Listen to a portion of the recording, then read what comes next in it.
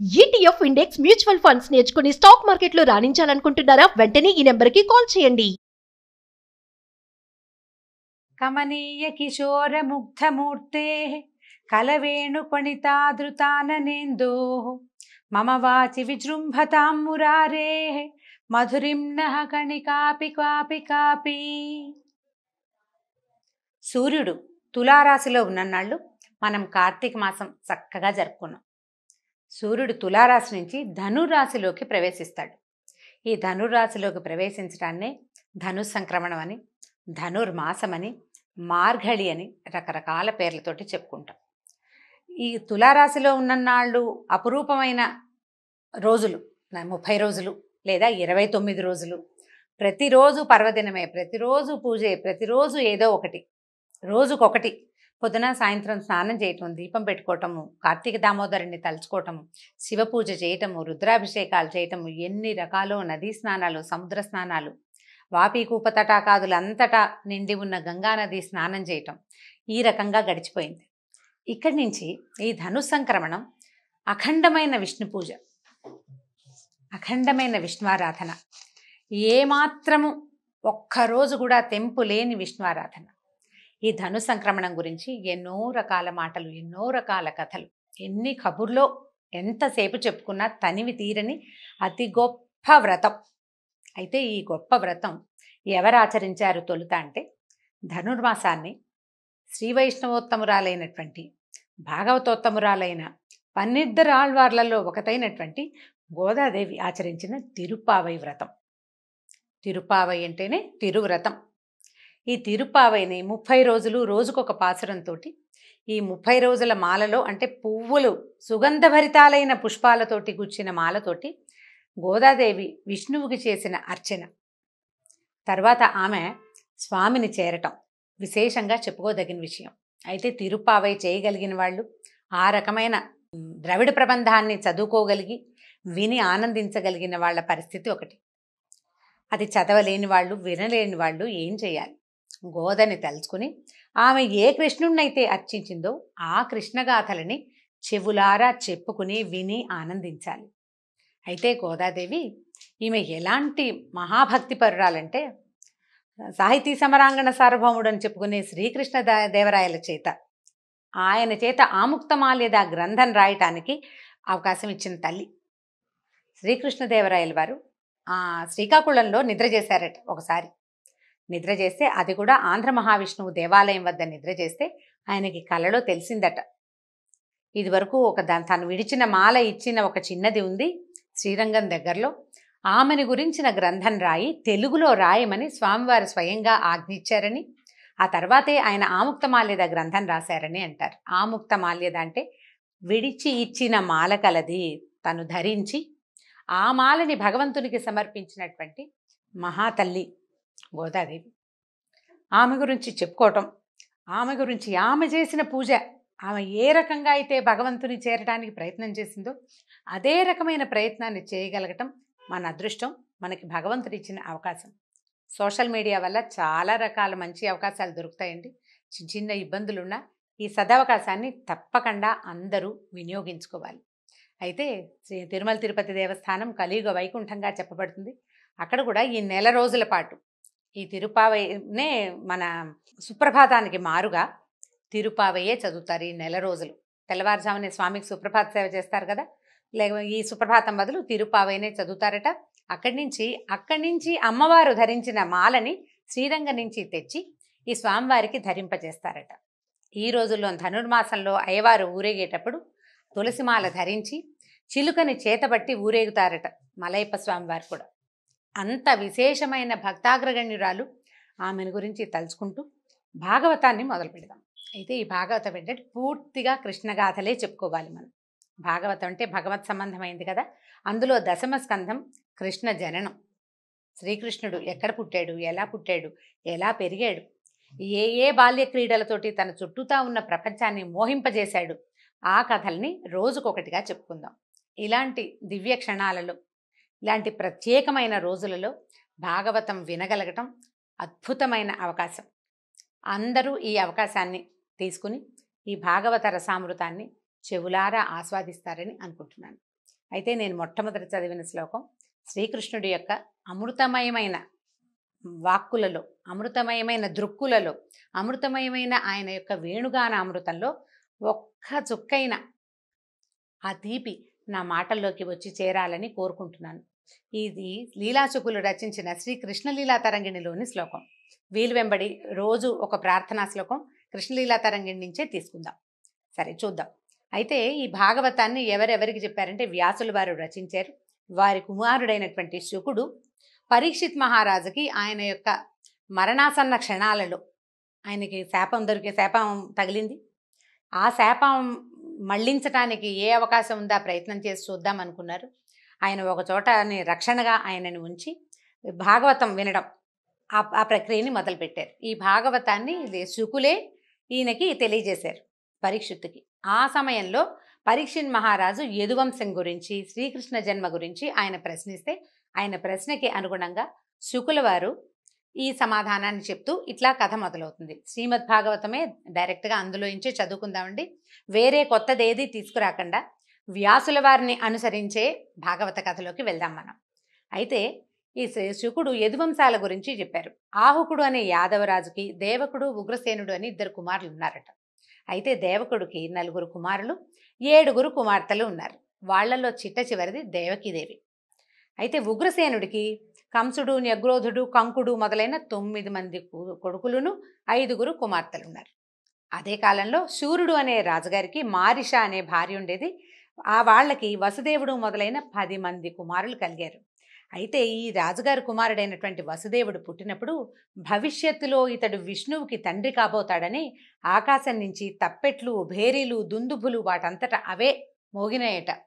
ఆనక దుందుభి అని పేరు పెట్టేవారట. అందరూ ఆయన అట్లా పిలిచేవారు. ఆ పిల్లవాడు జన్మించంగానే ఈయన విష్ణువుకి తండ్రి కాబోతున్నాడు అని ముందుగానే తెలిసిందట. ఈయన మహానుభావుడు, ఇలాంటి ధన్యాత్ముడని ముందు ఆయన పుట్టినప్పుడే తెలిసింది. ఈ ఆనక దుందుభిగా పేరు పొందినటువంటి వసుదేవుడికి మన దేవకీదేవినిచ్చి వివాహం చేశారు. వసుదేవుడు కాకుండా ఆయనకి ఇంకా 10 మంది, మొత్తం 9 మంది మగపిల్లలు ఉన్నారు. వాళ్ళకి 5 అమ్మాయిలు కూడా ఉన్నారు. వీళ్ళు ఎవరట? పృథ, శృతదేవ, శృతకీర్తి, శృతశ్రవ, రాజాధిదేవి అనేవాళ్ళు. అయితే వీళ్లలో పృథ అనే అమ్మాయిని ఈయన సూర్యుడి యొక్క స్నేహితుడైన కుంతిభోజుడికి పెంపకానికి ఇచ్చారు.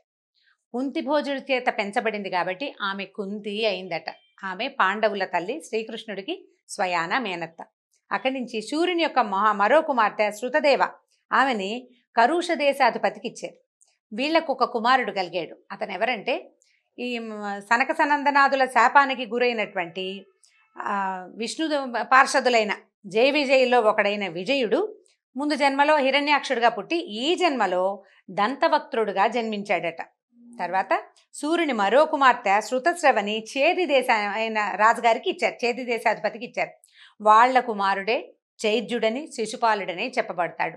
ఇతను శాపావసానంలోకి చివరి 3వ జన్మగా ఎత్తినటువంటి సనక సనందనాదుల శాపంలో చివరి శాపాన్ని పొందినటువంటి ఆ విష్ణు పార్షదుడు. జయ విజయులిద్దరూ, ఒకడు దంతవక్త్రుడుగాను, ఇంకొకడు శిశుపాలుడుగాను శ్రీకృష్ణుడు జన్మించిన కాలంలోనే స్వయాన అతనికి మేనత్తలకి కుమారులుగా జన్మించారు వాళ్ళిద్దరు. ఇప్పుడు వసుదేవుడు ఏం చేశారట? 7 కుమార్తెలు, దేవకుని 7 కుమార్తెల్ని పెళ్లి చేసుకున్నాడు. వీళ్ళు కాకుండా కూడా ఇంకా ఆయనకి భార్యలు ఉన్నారు. ఆ రోజుల్లో ఎక్కువ మంది భార్యలు ఉండటం చాలా సహజమైన సంగతి కదా. పౌరవి, రోహిణి, భద్ర, మదిర, రోచన ఇలా అనే భార్యలు కూడా ఉన్నారట. వీళ్ళకి సరే ఈ దేవిని వివాహం చేసుకున్నారు. ఈ వివాహం చేసుకున్న కాలంలో ఏమైందట? అమ్మాయికి పెళ్ళయింది. ఈ రాజుగారు వాళ్ళకి ఇతోధికంగా అమ్మాయికి బోల్డంత సంపదలు అవి ఇచ్చి పంపించారు. ఈ బాబాయ్ కూతురు అంటే పెత్తండ్రి కుమార్తె అయినటువంటి దేవకీదేవి ఆ ఆఖరి పిల్ల కావటం వల్ల కంసుడికి ఆమె అంటే చాలా ప్రీతట. చిన్నప్పటి నుంచి చాలా ఇష్టం అనమాట. ఈ చాలా ఇష్టమైతే ఏమైంది, ఆయన ఏం చేశాడు? స్వయంగా ఆ అమ్మాయి వివాహం అయినప్పుడు నేను ఈ పిల్లని నేనే అత్తారింటికి సాగనంపుతానని తీసుకుని బయలుదేరాడట.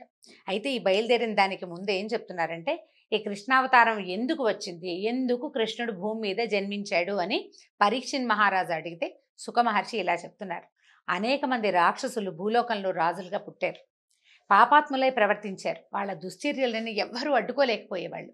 అయితే భూమి ఈ భారం నేను మొయ్యలేకపోతున్నానని బ్రహ్మదేవుడి దగ్గరికి వెళ్ళి మొరపెట్టుకుందట.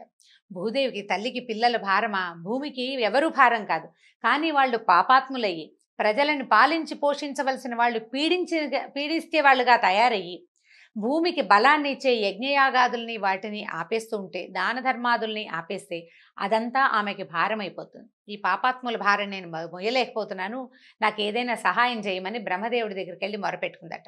సరే, ఆమెను వెంట పెట్టుకుని దేవతలను కూడా వెంట పెట్టుకుని క్షీరసాగరంలోకి వెళ్ళాడట బ్రహ్మదేవుడు. విష్ణువుని ప్రార్థించాడు, ఏదైనా ఒక మాట చెప్పు, భూమి చాలా దుఃఖపడుతోంది అని అడిగితే అప్పుడు ఆయన ఏం చెప్పాడంటే, బాగా ఆలోచించి, ఈ రాబోయే కాలంలో వసుదేవుడు అనే యాదవ రాజకుమారుడికి రాజకుమారుని యొక్క కొడుకుగా జన్మిస్తాను నేను. నాతో పాటు నాకు సహాయంగా ఆదిశేషువు కూడా అవతరించబోతాడు. పూజ్యురాలైన విష్ణుమాయ కూడా భూలోకంలో ఆవిర్భవిస్తుంది. తర్వాత ఏమో స్వామిని సేవించడానికి, అంటే నన్ను సేవించేందుకు దేవతా స్త్రీలంతా యాదవ కన్యలుగా జన్మించాలని విష్ణువు ఆజ్ఞ ఇచ్చాడు బ్రహ్మదేవుడు. బ్రహ్మ ఈ విషయాన్ని భూదేవికి తర్వాత దేవతలందరికీ తెలియజేశాడు. భూమికి చెప్పాడు, నువ్వు బెంగపెట్టుకోవద్దమ్మా, నీ కష్టం తీర్చడానికి విష్ణుమూర్తి స్వయంగా మానవ రాజకుమారుడిగా పుట్టబోతున్నాడు. ఆయనకు సహాయంగా నీ భూభారాన్ని వహించే 1000 పడగల ఆదిశేషువు కూడా అక్కడ పుడతాడు ఆయనతో పాటు. తర్వాత ప్రపంచం అంతటా ఆవరించి ఉండే విష్ణుమాయ అని చెప్పబడే యోగమాయాదేవి కూడా ఆయనతో పాటు జన్మిస్తుంది అని భూదేవికి ధైర్యం చెప్పాడు. దేవతలకి ఏం చెప్పాడంటే, దేవతా స్త్రీలందరూ స్వామిని సేవించేందుకు భూలోకంలో జన్మించవలసి వస్తుంది గోపికలుగా అని చెప్పాడు. ఆ తర్వాత ఇప్పుడు మనం ప్రస్తుత కథలోకి వద్దాం. ఇక్కడి నుంచి ఏం జరిగింది? దేవకీదేవి వివాహం అయింది. వివాహం అవ్వగానే ఈయన అమ్మాయిని అత్తవారింట్లో దింపడానికి ఆమెకి ఇచ్చినటువంటి కొన్ని వేల మంది సేవకులతోటి, వెండి బంగారాలతోటి, గోవులు, అశ్వాలు, ఏనుగులతోటి, అపరిమితమైన వాత్సల్యంతో ఈ కంసుడు బయలుదేరాడట. బయలుదేరి మంగళవాద్యాలు మిన్నంటుతూ పెద్ద ఘోషగా వినపడుతున్నాయి. ఆడపిల్లని పంపిస్తుంటే వినిపిస్తాయి కదా. ఆ వస్తూ ఉండగా ఏమైంది, ఆకాశంలోంచి ఒక శబ్దం వినపడిందట. ఓరి కంస, నీ సోదరిని అత్తవారింట్లో దింపడానికి అట్టహాసంగా బయలుదేరావు, నీకు తెలుసో తెలీదో ఈమె గర్భాన జన్మించే 8వ వాడు నిన్ను సంహరిస్తాడు. ఆ విషయం తెలియక నువ్వు అవివేకిగా ఇలా సంచరిస్తున్నావు అని వినపడింది. వినపడంగానే కంసుడు సహజంగానే చాలా ధూర్తుడు, ముందు వెనకలు ఆలోచించేవాడు కాదు. వెంటనే ఈ ఉదుటున రథాన్ని వదిలేశాడు. సారథ్యం చేస్తున్నవాడు కళ్ళాలు వదిలేశాడు. ఉవ్వెత్తున లేచి నిలబడ్డాడు. రథం నుంచి దూకాడు. చెల్లెల్ని జుట్టుపుచ్చుకుని కిందకి లాగేశాడు. ఈమె కొడుకు నా మరణానికి కారణమవుతాడు. తన మరణం అని వినంగానే వివేకం మర్చిపోయాడు. సావు భయం వ్యక్తులకు అట్లా ఉంటుంది. దాంతో ఈ జుట్టు పట్టుకుని లాగేశాడు. కత్తెత్తాడు అమ్మాయిని చంపేయటానికి. వసుదేవుడు అప్పుడే వివాహం అయింది. ఆయనకి కొంతమంది భార్యలు ఉన్నారు, కానీ ఆయన మహాబుద్ధిశాలి, మెత్తటివాడు. బలంతో కంసుడిని తను ఆపలేనని ఆయనకి తెలుసు. అందుకని ఏం చేశాడు, మనసు మార్చడానికి ప్రయత్నం చేశాడు. కంస, భోజవంశీల్లో చాలా గొప్పవాడివి, బలవంతుడివి, శ్రేష్ఠుడివి. నువ్వు కూడా మృత్యు అంటే భయపడతావా? పైగా ఏదో గాలి మాట, ఆకాశంలో వినపడిన మాటకి భయపడి చెల్లెలు, పైగా అమాయకురాలు, నీకు ఎంతో ప్రేమ, నీకు చెల్లెలంటే కూతురు లాంటిది, కొత్త పెళ్లి కూతురు, పసుపు బట్టలతోటి ఉంది, నువ్వు ఇట్లా జుట్టుపుచ్చుకుని లాగితే పిల్ల బెదిరిపోయి భయపడుతోంది. ఇలాంటి ఆమెను వధించచ్చా నువ్వు? పైగా మృత్యువు ఎవరికి తప్పుతుంది? ఏ మానవుడికైనా మృత్యువు తప్పుతుందా? నీలాంటి మహావీరులు మృత్యువుకి భయపడతారా? ఒక మాట విని ఇంత పని చేస్తావా అని చెప్పి ఆపబోయాడు. కాతే మరణ భయంతో తనకి మరణం వస్తుందన్న మాట వినేసరికి ఉద్వేగానికి లోనైపోయిన కంసుడు వినలేదు. ఎందుకంటే ఆపాటికే కంసుడు నరమాంస భక్షకులతో చేరిపోయి ఉన్నాడు. అతని స్నేహితులందరూ మాంసభక్షకులు. సత్ప్రవర్తన కలిగిన వాడు కాదు, క్రూరుడు. దాంతో ఇంకా వేగంగా ఆలోచించి ఈయన ఏం చేశాడంటే, ఇప్పుడు ఆయన ఏమనుకున్నాడు, ఇప్పుడు ఈ పెళ్లి కూతురు మీద భయం కాదు కంసుడికి, ఈమెకు పుట్టబోయే సంతానం మీద. కాబట్టి సంతానం వైపు కంసుడి దృష్టి మరలించి ప్రస్తుతం ఈ భార్యని, కొత్త పెళ్లి కూతురిని రక్షించుకోవాలనుకున్నాడు. ఆయన ఏం చేశాడు, ఆలోచించుకుని వెంటనే ఏం చెప్పాడు, పైగా భయపెట్టినా నీకు మరణం తప్పదు లాంటి మాటలు మాట్లాడకూడదు, నిన్నేం చేస్తానో చూడు అనడానికి ఇతనికి అంత శక్తి లేదు, అతను ఇంకా మహాబలవంతుడు. అందుకని చాలా జాగ్రత్తగా తొణక్కండా ఏమన్నాడంటే, నువ్వు కంగారు పడకు, సంతానం కదా నీకు సమస్య, ఆ పిల్లాన్ని తెచ్చి నీకు ఇచ్చేస్తాను. మీ చెల్లెలేం చేసింది మధ్యలో? పైగా ఇప్పుడు నువ్వు తొందరపడి చెప్తే చంపేసావనుకో, స్త్రీ హత్య, సోదరి హత్య, కొత్త పెళ్లి కూతురు, నలుగురిలో ఇప్పుడే బయలుదేరావు, ఇంతలోనే నువ్వు ఇలా హత్యలకి దిగితే నీ గ్లామర్ పోతుందని చెప్పి బెదిరించాడు. అంతే అనమాట. అది మంచి మాట.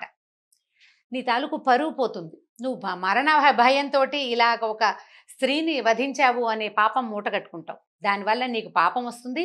మరణం పట్ల భయపడడం వల్ల కూడా నీకు ఉత్తమగతి రాదు. సంతానం వల్ల నీకు సమస్య, కాబట్టి పుట్టిన సంతానాన్ని పుట్టినట్టు నీకు తెచ్చిస్తాను అని చెప్పి ఒప్పించాడు. ఒప్పించేసరికల్లా సరే సర్దుకున్నాడు కంసుడు. కాస్త ఆలోచించుకున్నాడు. అందరూ తన వైపే చూస్తున్నారు. పరువు పోతుందన్న మాట అక్షరాల నిజం.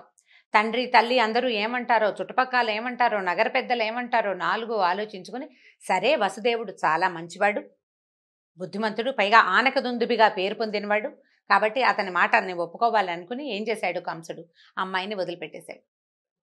అత్తవారింటికి పంపేశాడు. దేవకిదేవి వసుదేవుడు వాళ్ళ ఇంటికి వెళ్ళిపోయారు. కంసుడు స్థిమితపడి మళ్ళీ తన పని చూసుకున్నాడు. ఇంకా కొంతకాలం జరిగిన తర్వాత ఈ మన దేవకీదేవికి మొట్టమొదట ఒక కుమారుడు పుట్టాడు. కీర్తిమంతుడు అనే పిల్లవాడు. అయితే ఈ వసుదేవుడు ఏం చేశాడు, అన్న మాట ప్రకారం పిల్లవాడిని తీసుకొచ్చి కంసుడికి అప్పచెప్పాడు. అప్పటికి కంసుడికి భయము తగ్గిపోయింది. మనం వినగానే ఒక కంగారు వస్తుంది, ఉద్వేగం వస్తుంది వ్యక్తులకి. కొంతకాలం గడిచేసరికల్లా ఏమవుతుందిలే, ఏదో ఆకాశంలో వినపడింది, ఏమవుతుంది అని కొంచెం కాస్త నిదానించాడు. పైగా అష్టమ గర్భం తన మరణానికి కారణమవుతుందని తెలుసుకున్నాడు. దీంతో ఏం అవ్వదు అని అనుకుని ఏం చేశాడంటే, మొదటి పిల్లాడి చోట ఏముంది, 8వ పిల్లాడు కదా బావా, అప్పుడు తీసుకుందాంలే, అప్పుడు చూద్దాంలే, నువ్వు పిల్లవాడిని తీసుకెళ్ళిపోమని పిల్లాడిని వసుదేవుడికి ఇచ్చి పంపించేశాడు. ఈ వెనక్కి వెళ్ళాడు కానీ వసుదేవుడు ఈయన్ని నమ్మల, కంసుడిని నమ్మలేదు. వీడి బుద్ధి ఏ క్షణాన్ని ఎటు తిరుగుతుందో తెలీదు. వాళ్ళ చంపేస్తానన్నవాడు ఇవాళ సర్దుకున్నాడు, ఇవాళ పంపేసిన వాడు రేపు మళ్ళీ రమ్మంటాడేమో తెలీదు అని ఆ భయంతోటే మెల్లిగా ఇల్లు చేరాడు వసుదేవుడు. ఇంతలో నారద మహర్షి కంసుడి దగ్గరకు వచ్చాడు. వచ్చి ఏం చెప్పాడంటే, 8వ పిల్లవాడు నీ మరణానికి కారణమవుతాడు, ముందు పుట్టిన 7గురిని గనక ఉంచితే వాళ్ళు 7గురు సహాయం చేయరాని వాడికి, కాబట్టి ఇది తెలివైన పని కాదని, అస్సలు శత్రుశేషం ఉంచకూడదని ఖచ్చితంగా చెప్పాడు. పైగా ఇంకా ఏం చెప్పాడంటే, నందుడు గోకులంలో ఉన్న వాళ్ళందరూ, నందుడు నీకు అక్కడ గోకులాలు ఉన్నాయా, వాట్లలో ఉన్న వాళ్ళు యాదవులు, వాళ్ళ స్త్రీలు అందరూ మానవ రూపంలో ఉన్న దేవతలు. రాక్షస సంహారం కోసం విష్ణువే దేవతల్ని ఈ రూపంలో పంపాడు. కిందటి జన్మలో నువ్వు కాలనేమి అనే ఒక రాక్షసుడివి, నిన్ను విష్ణువే వధించాడు. ఈ జన్మలో కూడా నీ వధ విష్ణువు వల్లే జరుగుతుంది. అక్కడ పుట్టబోయేవాడు సాక్షాత్ విష్ణువేనని నారదుడు బుప్పందించేశాడు కంసుడికి. దాంతో ఇక ఎంతమందినైనా చంపేసి తన ప్రాణాలు కాపాడుకోవాలనుకునే పాపాత్ముడు ఇతను కంసుడు. తనకి మరణం తప్పదు, మానవుడికి మరణం తప్పదు, ఎలాగూ పోతాం కదా అని అనుకోలే. వాళ్ళని చంపైనా ప్రస్తుతానికి మనం బతకాలని భావించాడు. దాంతో వెంటనే ఏం చేశాడు, ఆ చంటి పిల్లవాడిని మొట్టమొదటి ప్రథమ సంతానమైన కీర్తిమంతుడిని వధించాడు, చంటివాడిని. అక్కడి నుంచి వీళ్ళిద్దరిని చెరసాలలో బంధించాడు. తండ్రి ఈ పనికి ఒప్పుకోలేదని కేకలేశాడని, ఆయన తన్ని బంధించడానికి పూనుకున్నాడని ఉగ్రసేన మహారాజుని కూడా చెరసాలలో బంధించాడు. తండ్రి రాజ్యానికి తానే రాజై మధుర రాజ్యంగా, అది మధుర రాజధానిగా ఆ రాజ్యాన్ని పరిపాలించడం మొదలుపెట్టాడు. తర్వాత ఏం జరిగింది, శ్రీకృష్ణ జననం ఎలా జరిగిందో వచ్చే భాగంలో తెలుసుకుందాం. నమస్కారం.